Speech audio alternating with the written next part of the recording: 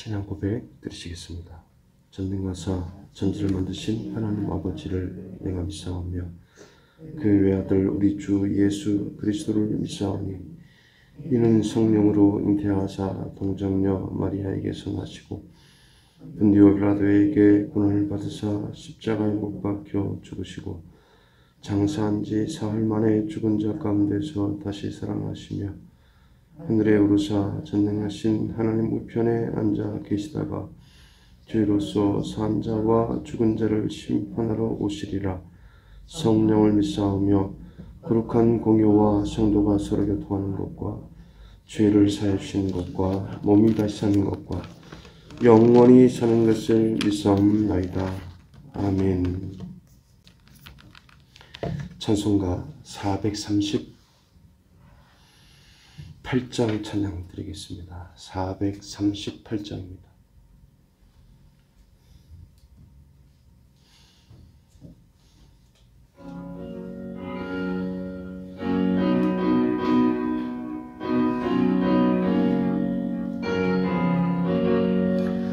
내 영혼이 은총 입어 중한 죄짐 벗고 보니 슬픈 많은 이 세상도 전궁으로 와도다. 할렐루야 찬양하세. 내 모든 죄 사함받고 주 예수와 동행하니 그 어디나 하늘나라. 주의 얼굴 뵙기 전에 멀리 뵈던 하늘나라 내 맘속에 이루어지니 날로 가깝도다. 할렐루야 찬양하세. 내 모든 죄 사함받고 주 예수와 동행하니 그 어디나 하늘나라. 높은 산이 거친들이 조막이나 궁궐이나 내 주 예수 모신 곳이 그 어디나 하늘나라. 할렐루야 찬양하세.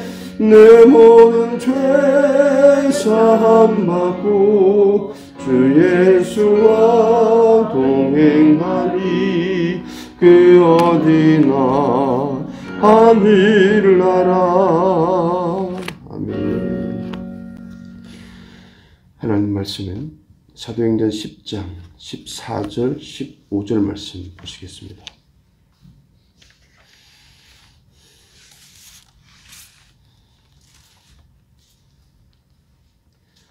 사도행전 10장 14절 말씀 15절 말씀 우리 함께 봉독합니다.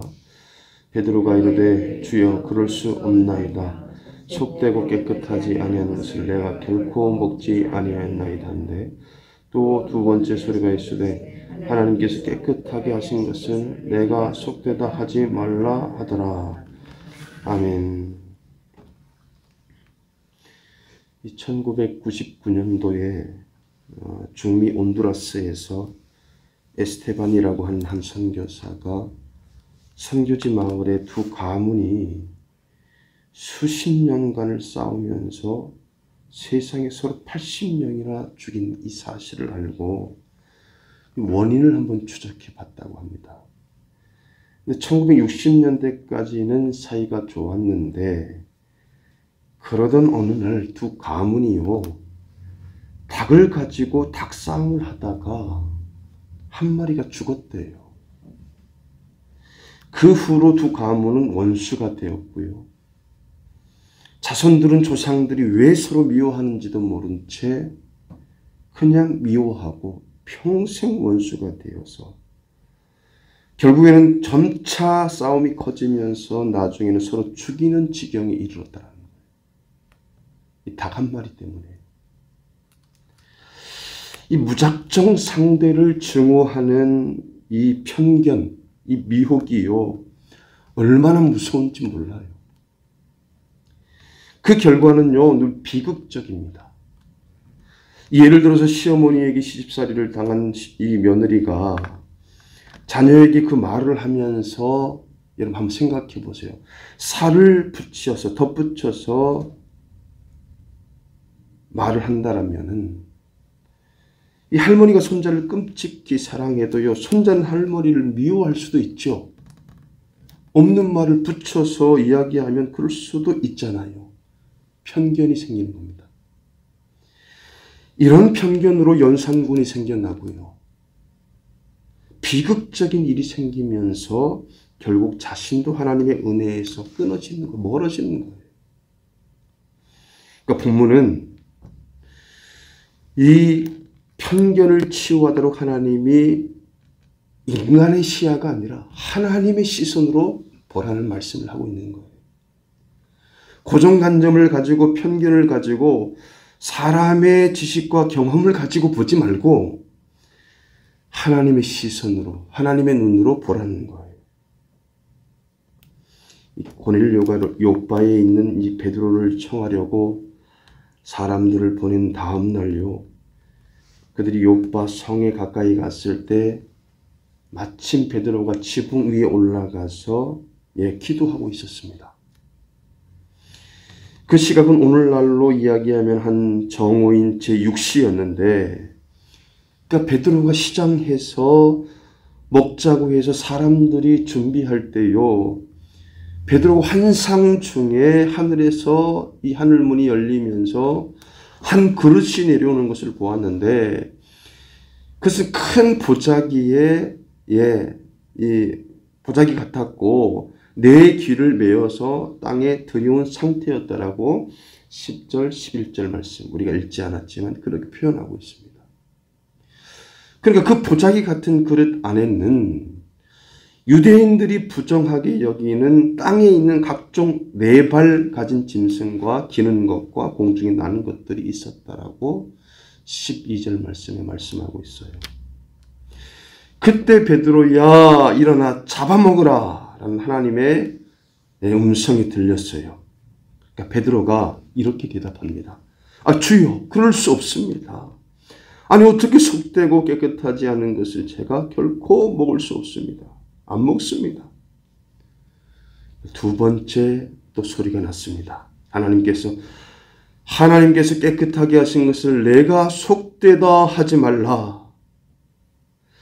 그러니까 정결한 음식에 대해서 사람의 관점으로 보는 편견으로 그 사고를 하나님께서 버리라고 하시는 아주 귀한 말씀이에요. 이런 일이 여러분 3번 있은 이후에 그 보자기 같은 그릇이 하늘로 올라갔다라고 합니다. 3번요. 이것은 대단히 큰 의미가 있는 거예요.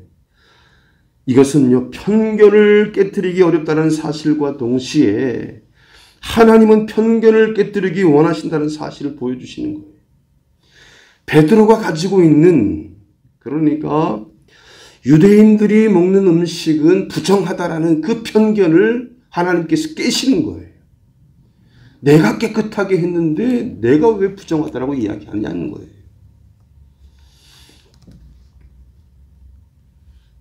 또한 하늘에서 내려온 그 드리워진 보자기 그릇에 부정한 생물들이 있었고요. 그 그릇이 다시 하늘로 올려져 갔다라는 사실도 부정한 것에 대한 인간적인 관점을 깨뜨리려는 그런 하나님의 암시죠. 특히 사람을 볼 때는 여러분, 사람을 볼 때는 더욱 사람의 관심이 아닌 하나님의 관점을 가지고 보는 것이 대단히 중요합니다. 우리가 보는 것이 완벽하지 않아요. 우리의 시선으로 보는 것이 완벽하지 않다고요. 내가 보는 것은 100점짜리 가치를 가지고 보는 게 아니에요. 완벽한 눈으로 보는 게 아니에요. 내 고집과 아집으로 볼 수도 있고요. 내 판단과 내 경험으로 볼 수가 있는 거예요. 그것은 틀릴 가능성이 대단히 높은 거예요. 그래서 하나님의 관점으로 보라는 거예요. 하나님의 관점으로. 즉 사회나 남들이 그를 어떻게 보느냐로 보지 말고요. 하나님이 그를 어떻게 보느냐로 보게 하시는 거예요. 하나님이 보실 때 어떻게 보겠느냐. 그가 과거에 형편없는 존재였어도요. 지금은 하나님 앞에 어떻게 서 있느냐가 중요한 거예요. 누가복음 18장 9절에서 14절에 나오는 성전에서 기도하는 이 바리새인과 세리, 이 비유에서 예수님은요, 저 바리새인이 아니고 이 사람 세리를 의롭다 하셨어요.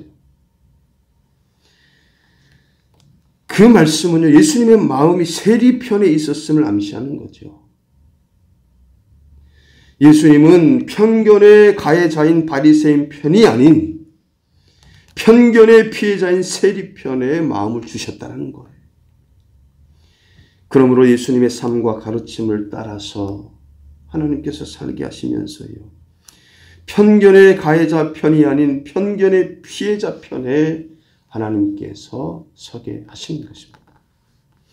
예수님은 저 편견의 가해자가 아닌 이 편견의 가해자가 의롭다라고 하심을 받는다라고 말씀하셨고요. 자기를 높이는 편견의 가해자는 낮아지지만 자기를 낮추는 편견의 피해자는 높아진다라고 누가복음 18장 14절에서 말씀하고 있어요.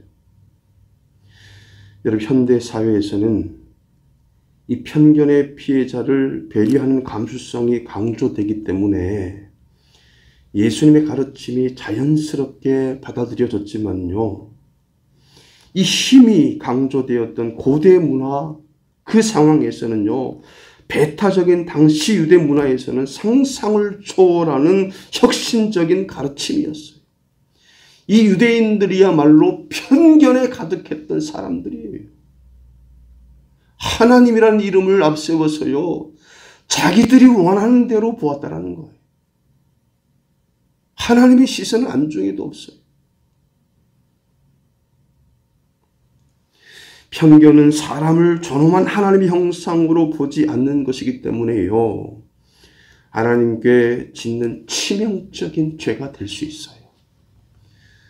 어떤 사람이 누가 뭐라, 저 사람은 저렇다. 저 사람은 저렇다라고 이야기했을 때 어떤 기준을 가지고 그렇게 하는지는 모르겠어요.